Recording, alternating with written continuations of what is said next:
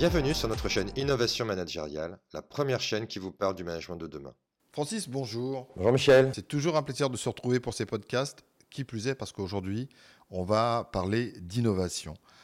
Phrase majeure sur laquelle on va rebondir, tu vas rebondir. Ne pas hésiter à remettre en cause les règles, les améliorer et en proposer de nouvelles si tu estimes qu'elles sont obsolètes ou inefficaces. Et donc tu poursuis. Tu es le mieux placé pour savoir ce qui est bon pour nous, pour l'entreprise, l'équipe, les clients. Et je compte sur toi pour nous aider à progresser. C'est la phrase qui démarre l'item innovation. Oui, alors elle est un peu longue cette phrase. Elle souligne l'importance de l'innovation aujourd'hui. Ça a toujours été important l'innovation, mais si je fais le lien avec le VUCA et notamment l'incertitude, on voit bien que pour continuer de se développer, les entreprises ont besoin de créer de nouvelles valeurs. Et la question se pose de comment s'y prend-elle pour innover. Et on a des sondages qui disent que 85% des dirigeants considèrent que l'innovation est très importante pour rester compétitif, mais ils avouent aussi qu'ils n'y consacrent que 10% de leur temps. Donc ça, c'est déjà une première interrogation.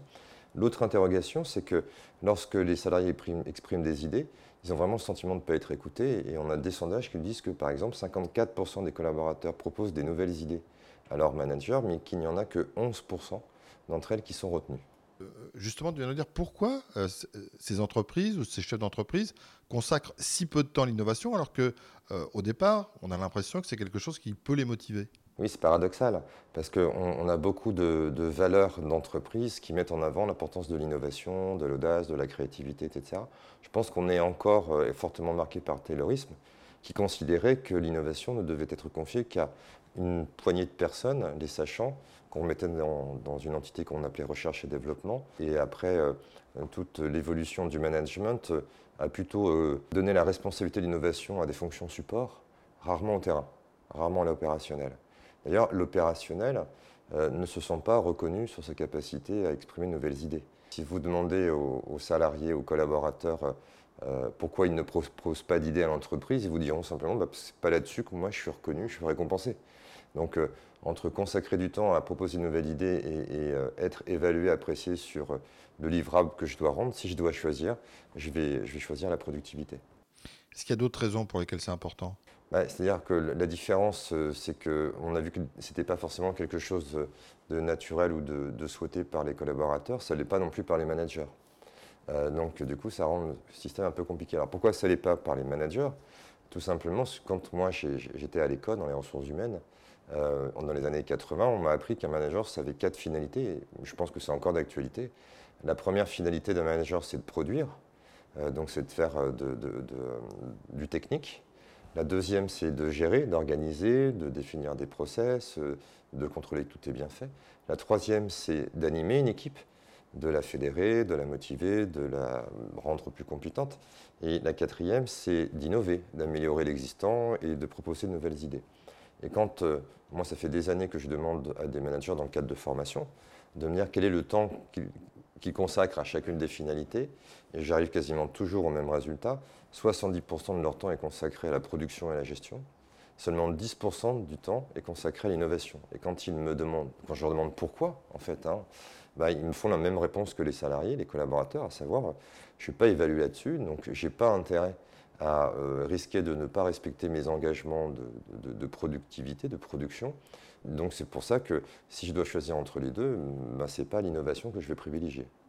Tu as parlé de créativité, on parle d'innovation, on pourrait même parler d'imagination. C'est quoi les différences fondamentales ? Alors c'est vrai qu'il y a plusieurs différences entre ces notions-là. La créativité et l'imagination, on est dans l'ordre de la pensée. Des idées, tout le monde en a. Mais ce n'est pas l'innovation. L'innovation, c'est la démonstration concrète de la nouveauté. C'est-à-dire que l'innovation, c'est vraiment j'ai fait bouger le système, j'ai apporté quelque chose de nouveau. Avoir des idées, tout le monde en a, et ce n'est pas ça vraiment qu'on attend. Mais on a quand même le mythe du génial manager créatif. On a l'impression que lui, il fait de l'innovation.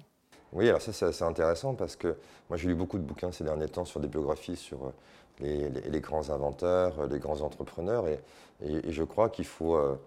les Français sont encore très, très imprégnés du mythe du génial créatif, alors que quand on regarde un peu la vie de personnes telles que Henry Ford, Steve Jobs ou par exemple Mark Zuckerberg, ils n'ont pas eu d'idées.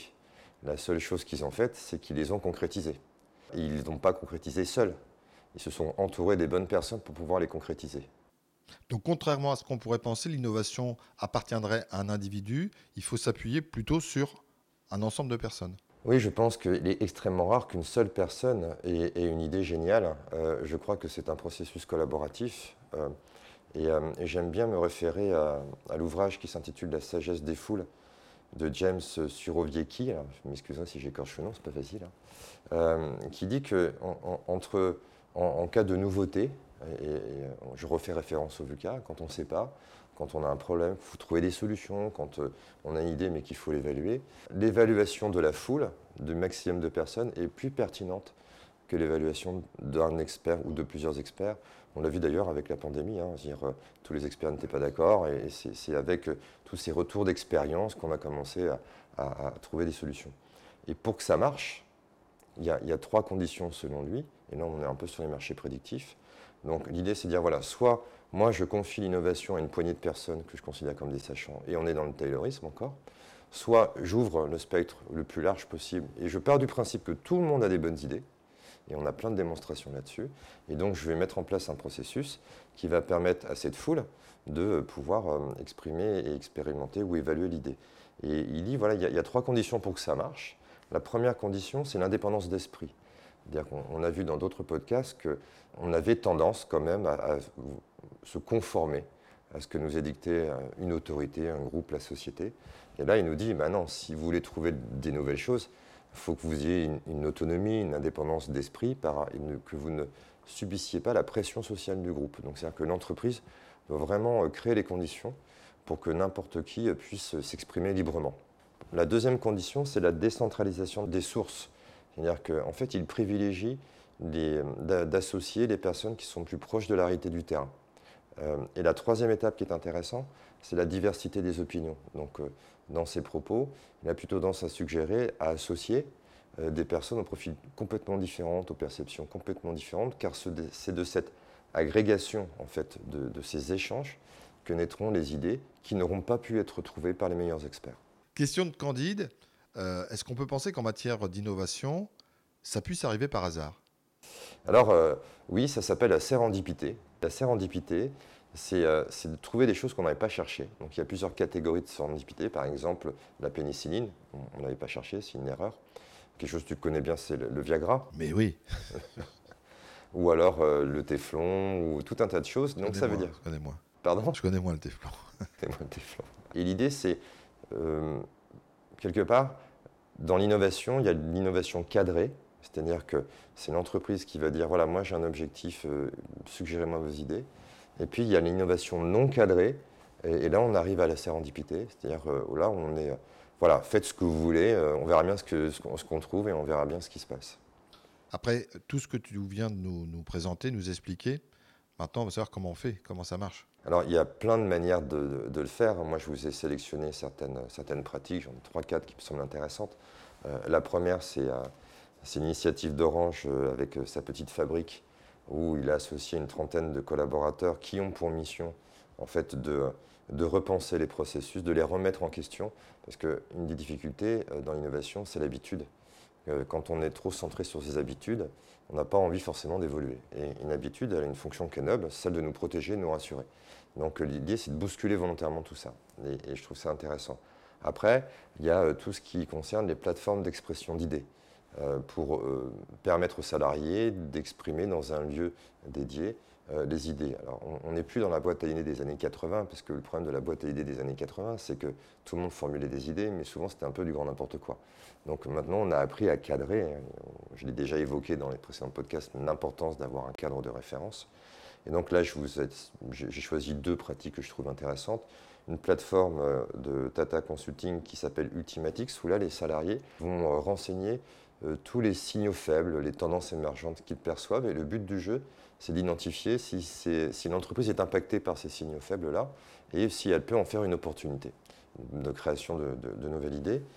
Une autre plateforme qui me semble intéressante, et ça se passe à l'hôtel Intercontinental, je crois que c'est en Angleterre, à Londres plus précisément, si ma mémoire est bonne, où là les salariés vont proposer des idées, mais on est encore souvent dans des plateformes où les gens vont liker, parce qu'on n'aime pas trop quand même faire du mal aux autres, on est encore dans le bien-être, tout ça.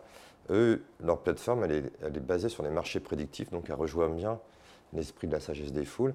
Et quand un salarié dépose une idée, ses collègues, les collègues qui le souhaitent, vont exprimer leurs prédictions. C'est-à-dire, ils peuvent, soit avec des jetons verts en disant « je crois beaucoup à ton idée », et on peut aller jusqu'à 3 jetons verts, je crois, soit des jetons rouges en disant « j'y crois pas du tout ».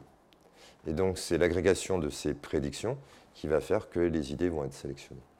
Après, on a une autre approche que j'aime bien chez Air France, qui est le Hack Simple. C'est issu du hackathon. Donc, c'est mettre en compétition des équipes dans la résolution d'un problème. Et ça, ils le font depuis un certain nombre de mois maintenant. Et je trouve ça relativement intéressant parce qu'il y a le côté aussi un peu ludique dans la démarche. Et on peut terminer en fait sur ce qu'on appelle l'innovation ouverte, en anglais l'open innovation, où là, on se dit, voilà, on va solliciter notre écosystème pour nous aider à trouver des idées. Je prendrai l'exemple de la Camif avec son Tour de France. Chaque année, il va inviter des clients, des fournisseurs, des partenaires chez un de ses clients pour déjà découvrir un peu ce que propose le client et puis ensuite passer un peu de temps à travailler sur des sujets novateurs, comme le dernier exemple qui m'a été cité, le bureau de demain. Et moi, je n'ai pas beaucoup innové pour refermer cet épisode-ci. Ce n'est pas le 6, c'était l'épisode 9, puisque je vais te saluer, bien sûr, très sincèrement, et puis donner rendez-vous dans quelques jours pour la suite de ces épisodes, ces podcasts que tu as décidé de faire partager au plus grand nombre. N'oubliez pas de les partager vous-même et d'en parler autour de vous. Merci, Francis. C'est moi qui te remercie.